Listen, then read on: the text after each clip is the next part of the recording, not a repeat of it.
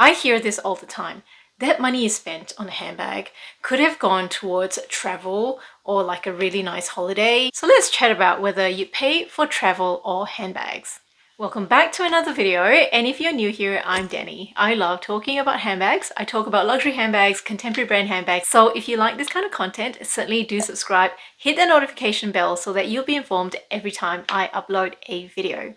So now let's talk about whether you'd rather pay for handbags or travel. If you follow my channel, it is undeniable that I have bought a lot of handbags in the past 2 to 3 years. We all know what happened in that 2-year period of our lives that we don't really like talking about anymore. At one stage, I bought so many handbags that I was pleased to participate in this challenge. So the No Buy February challenge hosted by Mary from Lumi Level Up. If you missed that video, I'll link it in the description box below. Prior to the pandemic, I traveled so much. I traveled far and wide. I made at least one big international trip per year, and I travel a lot for work as well. And back then, I do recall having a real abundance mindset. I never felt like I was going to miss out on anything. I felt like everything was accessible. And back then, I only purchased like one handbag per year, as opposed to like a handbag every week or every month. And back then, if I missed out on a handbag, I would never be worried. I'll be like, well, there'll be another handbag, not to worry. Coming out of the pandemic, I could reflect and see how I had switched from the abundance mindset to the scarcity mindset. And for the first time in my life, I felt such bad FOMO. It's not that I've never experienced FOMO in my life, but that was a time when FOMO for me was really at its peak. It made me realize during the time of the pandemic how deprived I felt. And it wasn't even as bad in Adelaide here in Australia because the government took steps to make sure that things were controlled. And look, I realize again that what I'm talking about is first world problems, but we're just having a chat here. So thanks for hanging out with me. At the same time, I'm pretty aware that I was not alone in that experience. So I compensated by doing too much shopping. So should we pay for a handbag instead of travel?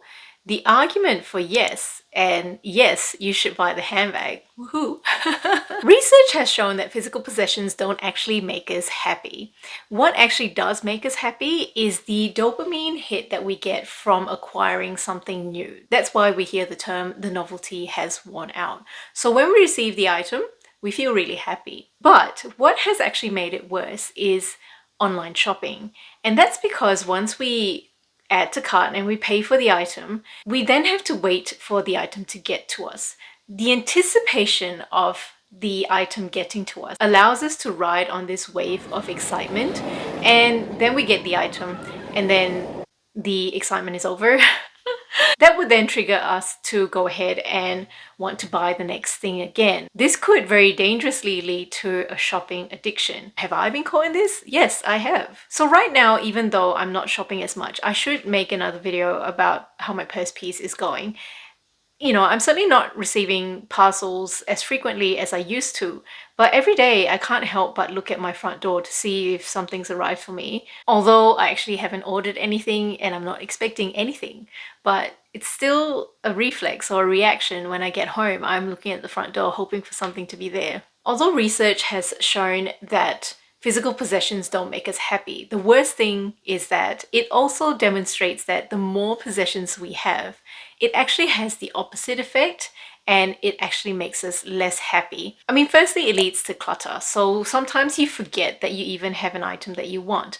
But when you have so many things, you start thinking of, oh, what are the gaps in my possessions and what can I buy to fill that gap? Because there is that sense of wanting to have a complete or comprehensive collection. Studies do indicate that life experiences like travel, spending time with our family, going outdoors, experiencing nature, these experiences do enrich our lives, and they have a positive effect on our happiness and our mental health, much more than physical possessions. One of the reasons is because life experiences are very difficult to compare to each other. For example, someone's trip to Europe and someone's experience of travel to Europe is not completely comparable to yours. Unlike a handbag where you can directly compare what brand is it from, is it like a higher tier brand, you know, what leather has it got, what hardware does it have, how exclusive it is. As human beings, we can't help but compare, and that is usually the root of our sadness or depression or lack of happiness. Like, what's the term? Jealousy is the thief of joy. I can't remember what it is. I'll put it on screen. Although the actual issue is the habit of comparison, like us always comparing ourselves to somebody else, but that's a different conversation altogether. At the same time, I've also heard luxury lovers or handbag lovers say, well, if you pay for travel, you travel and then sure, you have memories of it, but that money that you spent on travel is gone. When you have a handbag though, sure, you spent the money on the handbag, but at some stage, even after you've used it and you've experienced it, you can sell it on and get some of your money back. And honestly, I can relate to that argument too. There was definitely a time in my life where I had traveled so much, I know, lucky me, that I was tired of traveling. I'm like, I just want to stay put, and I'm just tired of this constant change of having to, you know, leave home and do things out of my routine and interact with people that's not in my usual life. Like, I just want to go home. And at that point in time, I can honestly say, when people said, would you rather pay for travel or handbags? I was very quick to respond and say, give me a handbag any day. And I talked about the spiral of shopping addiction and being addicted to constantly buying.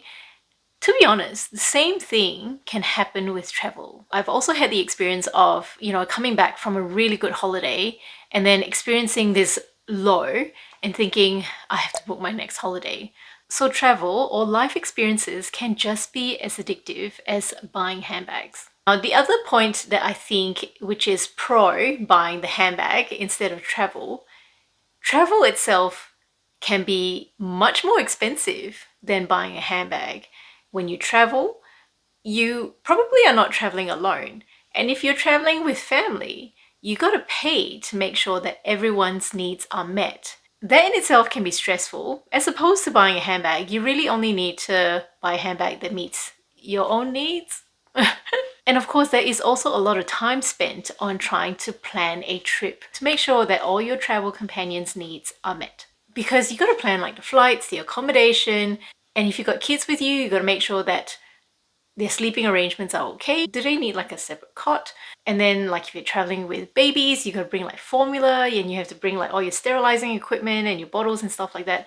Oh my goodness. And then if you got someone elderly traveling with you, you got to take into account those needs as well. What places they might enjoy and what places might be accessible. You got to think about parking. How far can they walk?